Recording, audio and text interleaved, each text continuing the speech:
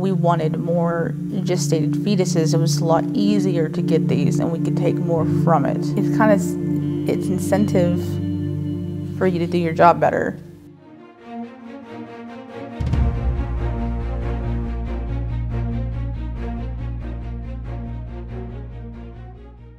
The procurement technicians actually you guys got a special bonus structure. Oh, definitely. Based on the number and type of body parts that you could harvest. Mm-hmm. How did your pay structure work from StemExpress? You get more money for tissues, like if you got a brain or liver versus like blood sample. Mm-hmm. There's different tissue categories, okay? There's category A, B, and C. So A is like brain, heart, lungs, liver, the stuff that's spleen, really in high demand. The really high demand. Stuff. We wanted more gestated fetuses. It was a lot easier to get these and we could take more from it. Mm-hmm. It's incentive for you to do your job better. Mm-hmm. If you're getting paid a bonus based on the number of so if you really do your job and you get up to 11, 20 specimens, you're getting $20 per specimen. It's 1 to 10, you're doing just blood, you're getting $10 per one blood draw. Mm-hmm. That's what you get. So the compensation of the procurement technicians from StemExpress, it sounds to me like it was getting increasingly built around how valuable of body parts can they harvest at Planned Parenthood for StemExpress corporate. Exactly. Which is exactly, by the way, we both know, and I think most people watching this are going to know, the law is that you're allowed to donate human body parts, but nobody is supposed to be selling and making money off of and commodifying human body parts, whether it's adult, fetal, aborted, car accident, whatever. Mm-hmm. But you look at the business model of StemExpress, where everything is based around the volume-based acquisition and transfer of aborted human fetal body parts. It looks clearly like it's it looks like it's about maximizing volume, maximizing revenue, maximizing profit off of aborted fetal tissue. Off of parts. Off of fetal body parts. Yep. Yeah. The thing that you really learn when you are procuring is you really need to you have to keep contact with everybody. You have to communicate. You have to, who's in what room at what time. You know how fast the doctors go.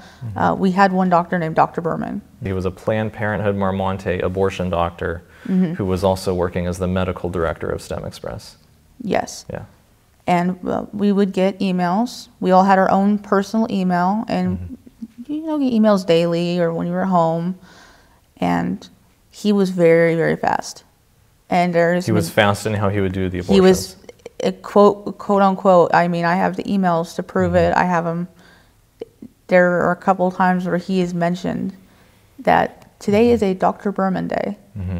You know how he goes fast and vicious. Mm-hmm. And there are women that would be coming in and they'd be scared and they'd be crying. And, it's really hard because some of these women, they don't want to do it and they're not sure if they want to do it. Mm-hmm.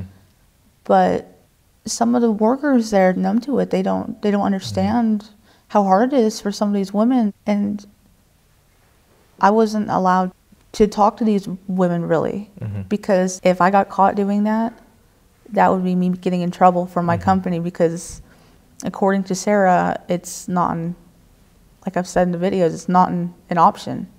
It's a demand. That's your job. So women not want to do it. I wanted to tell some of these girls, if you're not sure if you want to do this, just go home and come back. Don't make a rash decision.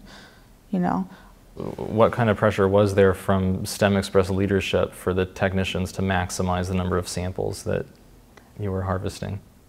Maximum pressure. Maximum pressure? Yeah.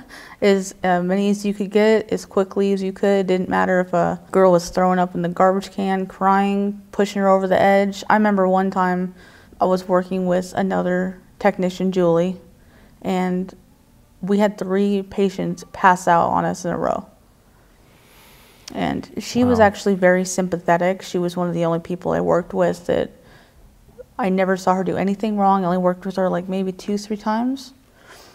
But they were passing out, and at one point we looked at each other and we said, we're not going to tell Sarah that this person's here, because we don't want to let her know we'll get in trouble, because we're not going to consent this woman. You know, we just kind of agreed, and, you know, to this person's not here, we don't want Sarah to know. So there were patients that you thought StemExpress might want to procure either blood and or tissue from, and you sort of hid the patients from StemExpress because I did. you didn't. Yes, I did. Wow. Or I would just say they didn't show up.